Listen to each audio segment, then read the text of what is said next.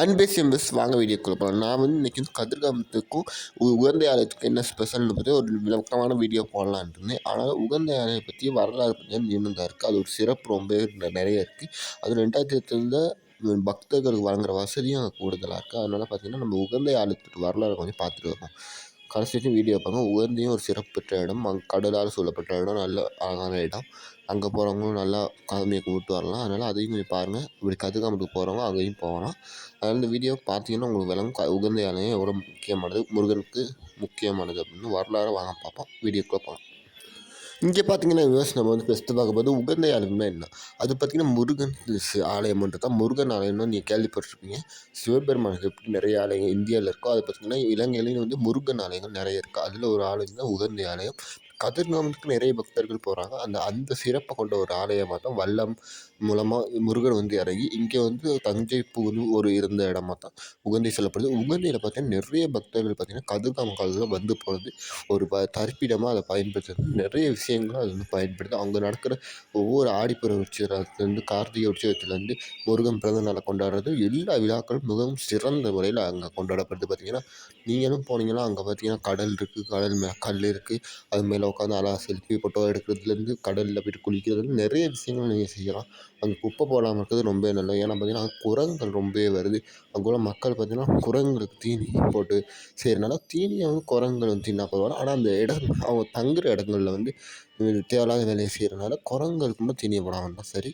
அடுத்து பார்த்திங்கன்னா அங்கே நிறைய பக்தர்கள் வந்து கூட்டம் அதாவது வந்து நான் கொஞ்சம் நாள் முன்னுக்கு போயிருந்தாலும் அங்கே பார்த்திங்கன்னா மக்கள் வந்து கூட்டமாக பாத யாத்திரை வந்தவங்க, அதாவது யாழில் கும்பிட்ன பாட்டு பாதை பார்த்திங்கன்னா 20ஆம் தேதி வாக்கில் திறந்தாங்க. அதனால நிறைய பக்தர்கள் அங்கே உகந்தை ஆலயத்துக்கு வந்து நேர்த்திக்கடனை நிறைவேற்றுறாங்க. அதாவது பார்த்திங்கன்னா இது ஒரு வரலாறு. பார்த்திங்கன்னா முந்தி முருகனும் வீரபாகுதேவரும் பார்த்திங்கன்னா காட்டு வழியாக பார்த்திங்கன்னா பாத யாத்திரை வந்திருக்காங்க கதிர்காமத்துக்கு. அந்த நேரத்தில் பார்த்திங்கன்னா உகந்தை ஆலயத்துக்கு வந்து தான் அங்கே வழிபட்டு நேர்த்திக்கடனை வச்சுட்டு தான் போயிருக்காங்க எங்கள் கதிர்காமத்துக்கு. அந்த வரலாறு படி இப்போ 1000 3000 வருஷத்துக்கு பிறகு பார்த்திங்கன்னா நம்ம மனிதர்களும் பார்த்திங்கன்னா அந்த காட்டு வழியாக நடந்து வந்து அங்கே உள்ள உகந்த இலையில் பார்த்திங்கன்னா வழிபட்டு போகிறாங்க. அதனால பார்த்திங்கன்னா நிறைய பேர் கூட்டமாக வாழ்கிறாங்க. இதனால் பார்த்திங்கன்னா இங்கே வந்து நிறைய வசதிகளும் செஞ்சு கொடுக்குறாங்க. முந்திமைக்கு இந்த ஆலயத்தில் நிறைய வசதிகள் இல்லாமல் இல்லை. இந்த ஆலயத்தில் பார்த்திங்கன்னா நிறைய வந்து குடிநீர் வசதி இருக்குது, அதாவது சுகாதார வசதி இருக்குது, நிறைய வசதிகள் இருக்குது. பார்த்திங்கன்னா முந்திமைக்கு எல்லாம் கோயில் ரொம்ப அப்டேட் ஆகிடுச்சு. நிறைய பேர் வந்து போகிற மாதிரிக்கு கோயிலில் வந்து கட்டி முடித்து அழகாக இருக்குது. அங்கே பார்த்திங்கன்னா கோபுரம், ராஜகோபுரம், அடுத்து உள்ளூர் சிலைன்னு வேலை எல்லாம் வச்சு அழகாக டைல்ஸ் பிடிச்ச தரையாக பார்த்திங்கன்னா அழகாக செஞ்சுருக்காங்க. சரி, நம்ம வந்து இதை பார்த்தாச்சு. பார்த்திங்கன்னா இந்த பேர் 2022 பாத யாத்திரை பற்றி பார்க்குறோம். அதை வந்து அவங்க பார்ப்போம். ஃபஸ்ட்டு பார்த்திங்கன்னா இப்போ 2020 பாத யாத்திரையில் பார்த்திங்கன்னா கதிர்காம உற்சவம் பார்த்திங்கன்னா 6ஆம் மாதம் 26 துவங்குது. அது துவங்கி பார்த்திங்கன்னா 7ஆம் மாதம் 11 முடியுது. அதனால பார்த்திங்கன்னா நிறைய பக்தர்கள் நிறைய இடங்கள்லேருந்து வராங்க. யாழ்ப்பாணத்துலேருந்து வராங்க, மட்டக்களப்புலேருந்து வராங்க, நிறைய இடத்துலேருந்து வராங்க.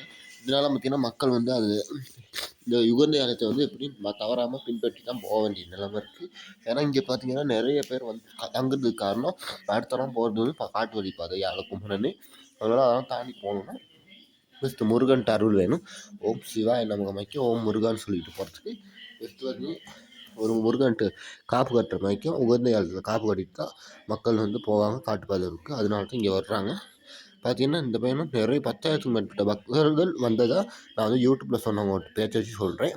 அதனால நிறைய பக்தர்கள் வந்தாங்க. ஆனால் குப்பையெல்லாம் போடலையா பெருசாக, அதுவும் பெரிய நல்ல விஷயம். இங்கே நிறைய வசதிகள் இருக்குது, எல்லாம் இலவசம் தான். அதாவது பார்த்திங்கன்னா உணவு கொடுக்குறது இலவசம். அதாவது அன்னதானம்னா இங்கே உகந்த ஆலயத்தில் இலவசமாக தான் கொடுத்துருக்காங்க. நேற்று முந்தானேத்தெல்லாம். அடுத்து பார்த்திங்கன்னா இங்கே குடிநீர் வசதியும் இலவசம். பார்த்திங்கன்னா பவுசர் மூலமாக வந்து கொடுக்குறாங்க குடிநீர்கள், சுத்தமான குடிநீர், அதுவும் இலவசம் தான் சொல்கிறாங்க. மற்றபடி நிறைய விஷயங்கள் இங்கே இலவசம் தான். நீங்கள் வந்து பயப்பட தேவையில்ல. மருத்துவ வசதியெல்லாம் இலவசம்.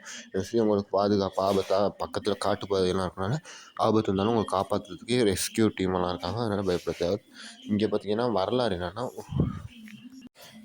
என்னென்னா அடுத்த வீடியோவில் சொல்கிறேன். நன்றி, வணக்கம். ஓம் முருகா அன்பே.